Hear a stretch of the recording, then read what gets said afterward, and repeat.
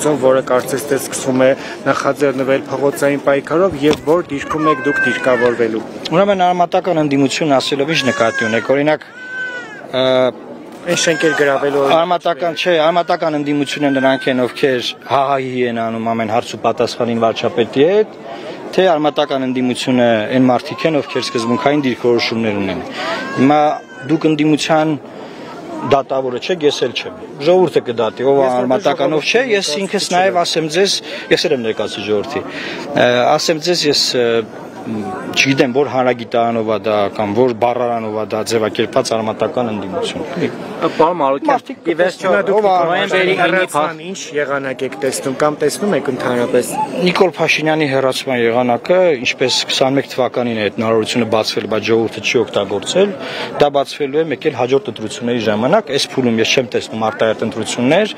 ես տեսնում եմ, որ դա լինելու է հերթական ընտրությունների միջոցով, չնայած մեծ քաղաքականության մեջ ոչ մի բան չեմ բացառում, փողոցային պայքարը փորձը ցույց է տվել, որ ավելի է ուժեղացել իշխանության դիրքերը։ Պարոն Մարուկյան, ես կարող եմ արձագանքել նաև վերջին այդ իմպիչմենտի քննարկումներին, որ օրինակ իմպիչմենտ կարելի է անել, բայց ինչի չեն իմպիչմենտ անում, ես ձեզ ասեմ իմպիչմենտի վերջնաժամկետը հուլիս ամիսն է, հա, հունիս, եւ մինչ այդ ցանկացած մեկ падգամավոր կարող է այդ նախագիծը պատրաստել, եւ սկսել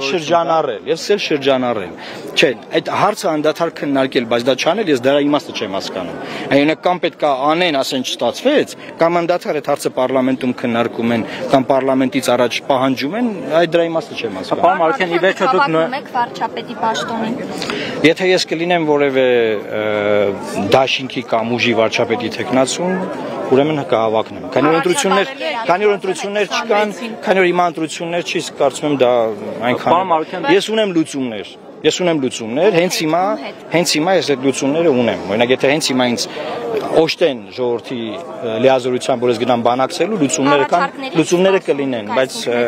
այդ հարցը որ տալիս Պարոն Մարուկյան, դուք շատ եք խոսում նոյեմբերի 9-ի փաստաթղթի մասին, որ ասում եք, որ պետք է վերադառնալ դրան։ Վերջը նոյեմբերի 9-ի փաստաթղթը կապիտուլյացիա էր, թե կապիտուլյացիա չէր, նախ դա ասեք։ Նոյեմբերի 9-ի փաստաթղթը բազմիցս ասել եմ, որ իրավաբանորեն եւ նաեւ քաղաքական իմաստով այն կապիտուլյացիա չէր։ Բնականաբար ստորագրած առաջնորդ այլևս չի կարող որևէ կերպ գործել հասարակության։ Դրանից հետո 68 անգամ դրա հետ կապված խոսել ենք, մեկնաբանել ենք։ Ես Արմացախի մոտ օրերս հենց որ Վանեցյանին քննադատեցինք, ինչ որ ձեր ալիքներում հայտնվեց այդ 3-4 տարի առաջվա, հա, մի հատ ոդկասթում անդրադարձա, դուք դա տեղադրեցիք։ Չեմ նոր եք հիշել, թե Ամալիա Առաքելյանով եք, ներեք չեմ ճանաչում։ Դե ողջուն եք իրեն։ Վանեցյանը ինչ կապ ուներ այդ։ Դե չգիտեմ, դա մարեմ ասում։ Հարցան Վանեցյանն է։ Չէ, հենց ասեցի դա ինձ հետո է։ Ես ինչ հիմա ես հետևում եմ, տեսնեմ դուք եք քննադատել։ Այսինքն ես որ մի բան 20 թվականին ասել եմ, դու 25 թվականին նոր եք հիշել։ Պարոն Մարուկյան, հիմա հիշեցիք դրա համար մարդիկ հիշեցել են։ Պատասխանեցի, որովհետև ասում եմ, որովհետև ես անդադար ասել եմ, վերջին գոնե 4 տարին անդադար ասել եմ, որ այդ փաստաթուղթը միակ այս պահին գործող եղած մեխանիզմ է, որ կարելի է օգտագործել։ Այդքան բան, ու ասել եմ կապիտուլյացիա մի ասեք։ Այդ ում ինձ։ Բայց 20 թվականին դուք ասել եք։ Այո։ Բավական ինչ ա փոխել դրանից։ 20 թվականին ես նոյեմբերի 9-ի գիշերն եմ ասել, դեռ փաստաթուղթը չէր սկսել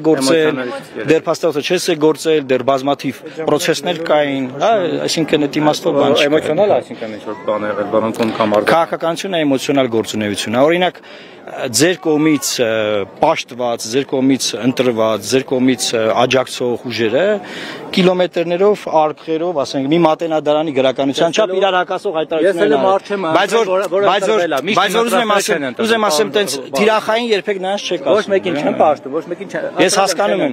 հասկանում եմ ինչու եք դա։ Չեմ ունեցել երբևէ։ Ունեցել եք, այսօրվա իշխանությունը ընտրված է։ Սա ինձ առաջ էր ընտրված։ Բարեբախտաբար ես չեմ։ Այսինքն 18 թվականին էլ ընտրվել, 21-ին էլ։ Չէ, դուք չեք ընտրել, բայց ընտրված է։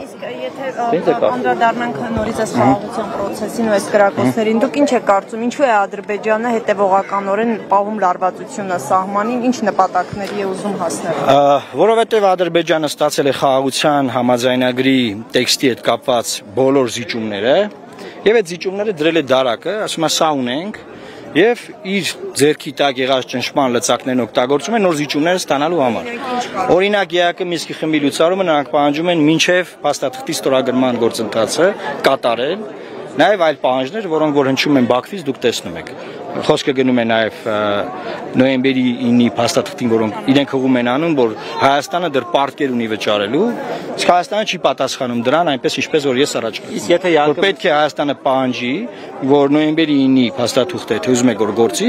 եկեք Գերակոմ հարթակում քննարկենք, տեսնենք ով անում պարտք։ Իսկ եթե Մինսկի խումբը չլուծարվի, պարոն Մարուկյան, ինչ կտա դա, որովհետև այս պայն փաստացի ֆորմատը չի գործում, եւ Փաշինյանն էլ այդ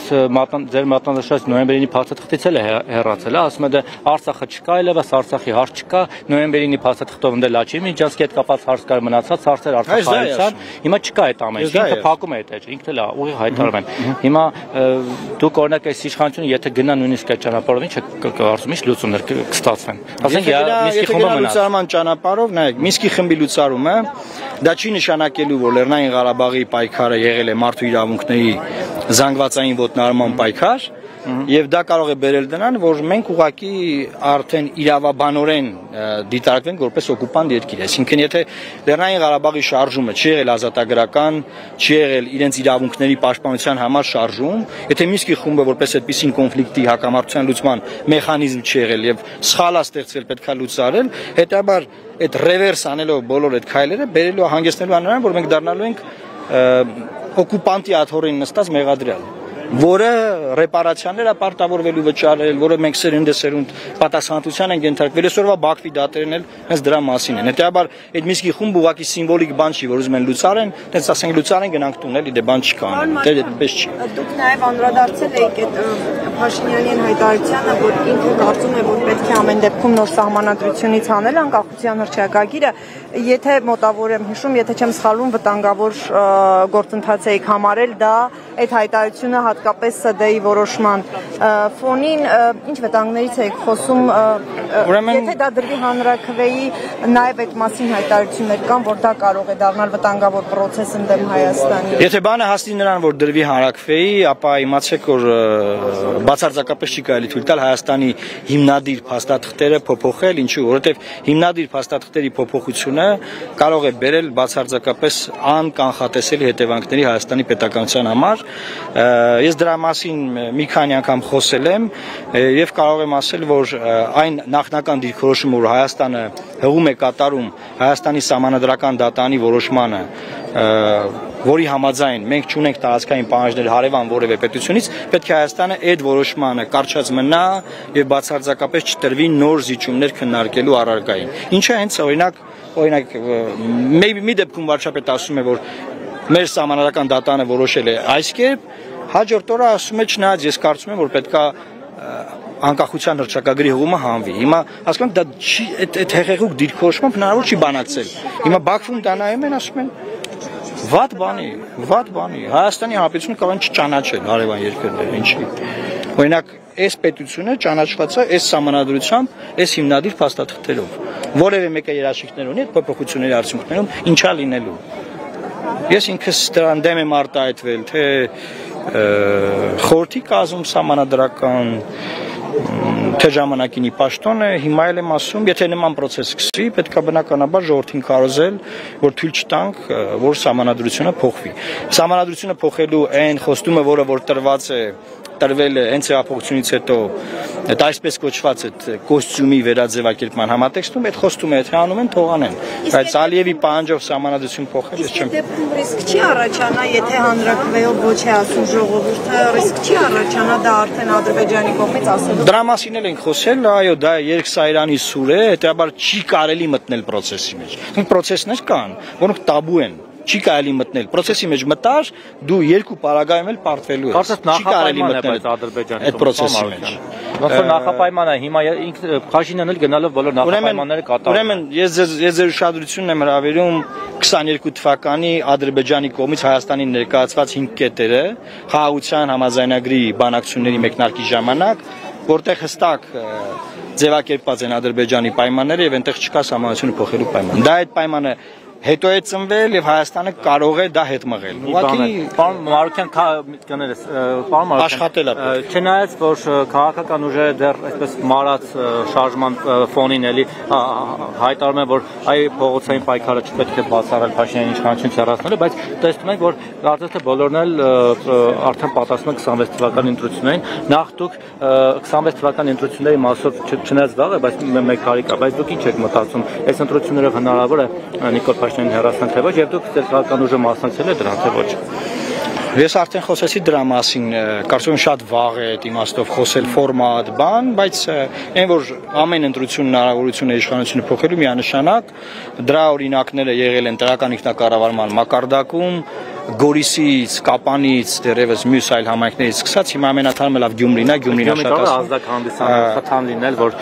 սրա Գյումրիի հիման վրա նաև համապետական ընտրություններում կպարտություն կրի։ Այո, բայց պետք չի Գյումրի օրինակից շատ ոգևորվել, որովհետև եթե դուք նայեք խոր ուսումնասիրեք ընդդիմադիր ուժերի տարած ձայները, համապետական ընտրություններում դրա մեջից որոշակի տոկոս էր իշխանությանն է քվեարկում, հետաբար տենց սև ու սպիտակ չի, էլի դա տենց միանշանակ չի։ Մի բան էլ հարցնեմ, ձեզ այս տարիներին հիշում եմ քննադատում էին կամ ներկայիս ընկալում էին որպես պրոարևմտյան արժեքներ գրող կամ արևմտամետ գործիչ, իսկ այս վերջին ձեր ավելի բուրըն ընդդիմադիր գործունեության շրջանակներում շատերը տեսնում են պրոռուսական ինչ-որ հայտարարություններ կամ քողարկված պրոռուսական ակցենտ, ինչ-որ բան է փոխվել։ Երկու քննադատություններն էլ հավասարապես իմ բոլոր մոտեցումները, մեր կուսակցության բոլոր մոտեցումները ձևակերպվել են ամեն ժամանակ այդ ժամանակի մարտարենային համաունչ եւ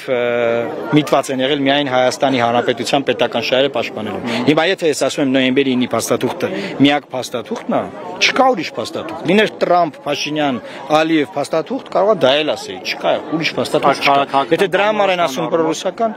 աշխարհակաղակական կողմնորոշում բազմաբևեռ աշխարհում չի կարելի ունենալ։ Հայաստանը տարածաշրջանում պետք է խաղա այնպես, որ ոչ թե նոր թշնամիներ ձեռք բերի, այլ եղած թշնամիների հետ հարաբերությունները կարգավորի, բայց մենք Հայաստանի իշխանությունը ավելի շատ պրոթուրքական կամ պրոադրբեջանական կողմնորոշում են։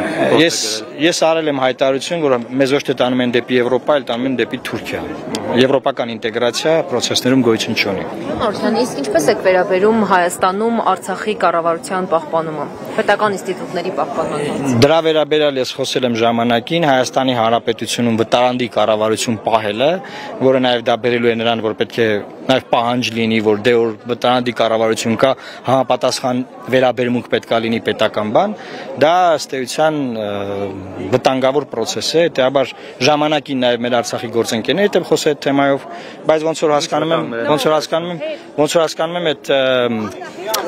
ուղերձները տեղ չեն հասնում։ Վերջերս նաև վրանում էինք խոսում արցախցիների կողմից տեղադրված,